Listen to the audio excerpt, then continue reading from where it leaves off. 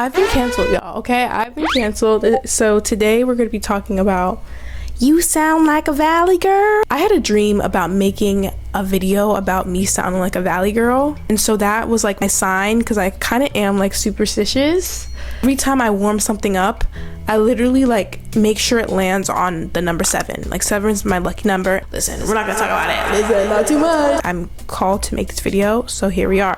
I've been canceled on some side of YouTube catered to black men, and basically these black men were commenting under a video that was using 2 of my videos out of context to accuse me of being like anti-black. In this YouTube video, I'm not gonna like give it attention. I know you want my attention so bad. Like, I know you're a fan, because why am I the thumbnail? Oh, thank you. I really don't like the thumbnail. I looked so crusty. I just pretend it doesn't exist. Anyways, I found this out like months after the person posted it. I'm not gonna say it's not for black men, because you guys are welcome, but it is predominantly from my experience as a black woman in a predominantly white area and space, the suburban black kid experience. So I don't think it was for those men, but it's okay. It's okay, guys. It's okay.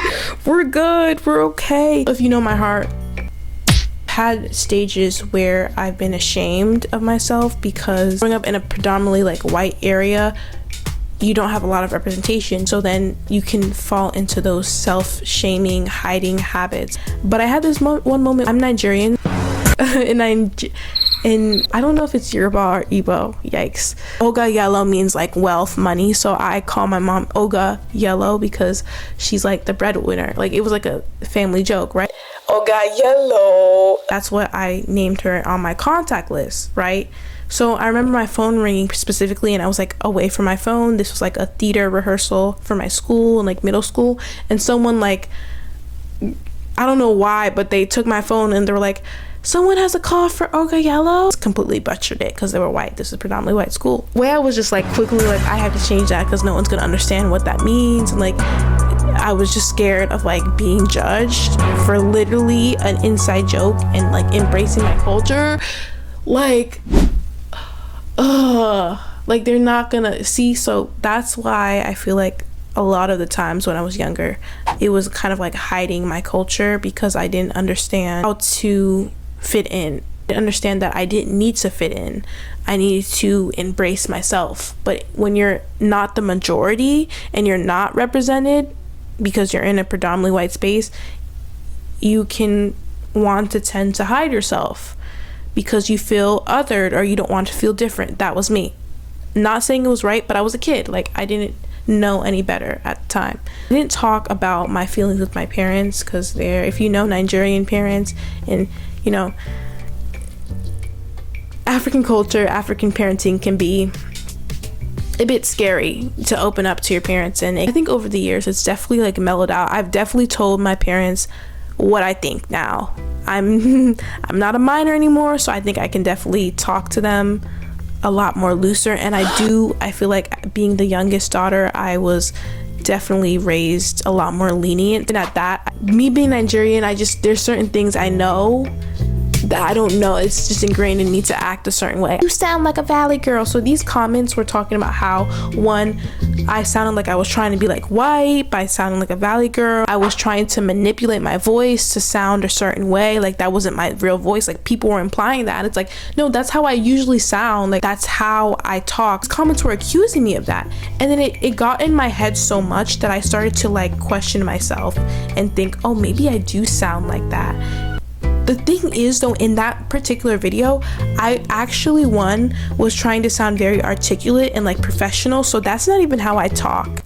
Like, it was very much a video with the intent of me sounding professional. Cuts every 5 seconds, guys, because I'm not very coherent, as you can tell as you're hearing me speak. That's why it sounded so like robotic and like, hi guys, so today we're gonna be like, that's because I was really trying to like be that voice to attract people, and I was trying to emulate what other people were doing in the niche I was working in. This is why I sounded the way that I did, but in my mind I completely jumped to that validation from the black community and like people telling me, oh, I'm trying to sound this way. So it was fucking with my mind so much that I literally was actually comparing myself to like how other black women sounded, specifically like black suburban women.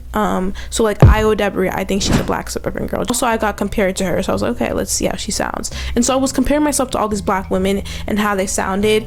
Just like, I don't know what, I think I found like a video of like a bunch of black women speaking, and like I was like just trying to hear them speak, and it made me realize how stupid it all was to even be doing this, and how like I was myself. No one can tell me that I'm trying to emulate whiteness or trying to sound white, because that's how this is how I speak.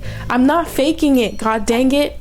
Like what, how else am I supposed to speak? If I try AAV and it's not something that I'm familiar with, it's gonna sound stupid, because that would be me trying hard. That'd be me trying to fit into a mold that I don't have familiarity with. There's certain AAV words that I learned from my siblings, because my siblings kind of grew up a little bit differently than me, sort of. And they're also older, so I don't know if that affected the way I grew up versus the way they grew up, even if they were in similar areas than me. They use certain AAV, so I picked up on certain AAV, but I said it in my Valley girl accent. That's it. Like, I don't. So again, that professional video was taken out of context, and people were trying to say, oh, she's trying to sound, and it was so hurtful, because for me it was like it digged at an insecurity of this kind of like identity crisis that I've had with my blackness, especially because in my Nigerian household we didn't talk about race in the way that I could understand what I was supposed to like how I was supposed to navigate it, right? Because my parents, Nigerian immigrants, so like they came to this country later in their teens with already a formed sense of identity, so they didn't have to like navigate being in my position, right? I mean, they did, but it's like they already have a formed sort of sense of identity from being in Nigeria for a very long time, and that's a different culture, right? So they didn't know to even have a conversation about, okay, what would it be like being a black person, or even just like an African girl who's already going to be labeled into that box of blackness, because I am black but I'm also African. I could have another conversation about how confusing that is, how I'm gonna be a black person in America, because I'm in America now, I'm not in Nigeria. So they didn't know to even have that conversation. And I felt like when I was looking at my siblings, like they all felt like so cultured, and they just had such a diverse group of friends. They had like black friend groups. Like I didn't have a black friend group. I still don't have a black friend group. I don't have any Nigerian friends or African friends. I don't have friends at all. I'm literally like I shouldn't label myself as this, but I'm really sad. Like, sorry, I'm gonna cry. I'm on my cycle. So I don't have friends, so it's hard to.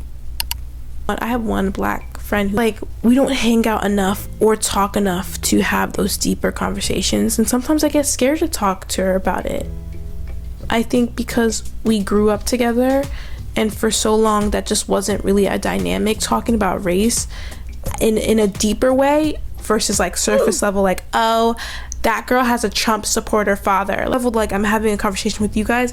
We didn't really, I would say, have that as much growing up. I think where it kind of we sort of had that a split moment specifically was with like George Floyd, and again it happens, but I don't know that it's our like natural dynamic, this black best friend that I have, to talk about race in a like very deep way.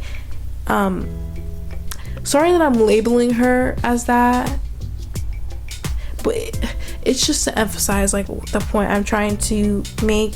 And I don't know if I'm going to be judged for saying it like that. I don't know. Sometimes I think like the way that I say certain things or I talk about race is also something that I be judged for. There's ignorance to me. I could talk to my sisters, but I'm just scared that they're gonna judge me. So it's just, yeah, that's why I'm having this conversation with you guys. And also my dream, guys, it called me. It said I have to do this. The nurture of it all, I think that my nurture, like my parents are Nigerian, so like I think that I have a really bad like habit with like mispronouncing vowels and certain things like that, and say certain words. I struggle with like R sounds, I think, when I was younger. Maybe it has to do with my Nigerian parents, because they, like, low-key, I think they spoke to me in broken English. Like, if you know, you know.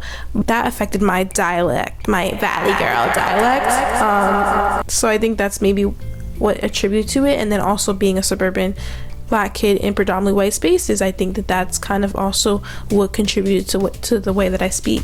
And say, like, all of my family members, I would say we all do maybe give suburban Black kid with the way that we speak, but I think so. But then I also feel like my brother's a lot more, I feel like all my siblings are a lot more cultured and familiar with like AV more than me. I'm not familiar with AV. The reason why I even know OD is my siblings. Like OD, that's OD. I know, I think OD is a lot more mainstream now.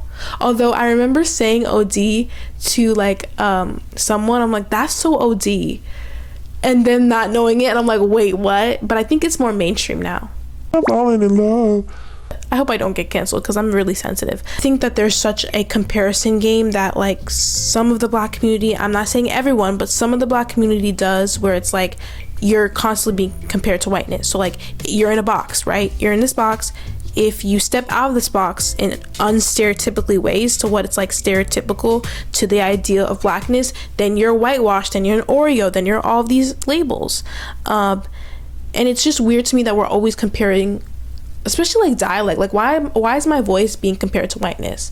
Why is clothing choice being compared to whiteness when it's like no other race does it? And I will continue to say this every video, like no other race does it to the extreme that we do. It's like, why are we so obsessed with comparing ourselves to whiteness? It doesn't make sense. Take that out. Like if we literally stop comparing ourselves and saying, oh, we're conforming to whiteness, we're being like our oppressors, we're being like all these things. If we just stop doing that, imagine how much more light and free we would feel. We wouldn't even think about white people. Like literally we wouldn't think about white anything, right? Well, no, it's hard. It's hard too when there's appropriation and all of the messes and all of the N-word apologies. So never mind. Like I was thinking about Marsai Martin and like maybe how she's potentially the stereotypical like voice when I think of like a Black, feminine, gorgeous voice, stereotypically in a way. But even that, like she's nurture, like it's the environment that she grew up is why she sounds that way. And I feel that way for me, maybe a little bit nature, genetics, I don't know too, but like the way that I sound is nurture too. So it's like that's why when people grew up in the South, they sound Southern. The Brits sound, no, what was that? I don't know. Anyways, I hope you enjoyed the video. Subscribe if you want to see more from me. But I think I'm done talking because personally, sorry, I'm reading from my note card, but I think my note card 8. 4 + 4 = 8. I'm not saying that we shouldn't have any talks about how, like, again, white history has harmed Black people for generations and generations. That is such an important conversation. So when it comes to comparing ourselves to whiteness and saying like this is, if you act this way then you're not Black or you're anti-Black, it's just too much. It's too much comparison. It's a mind trip.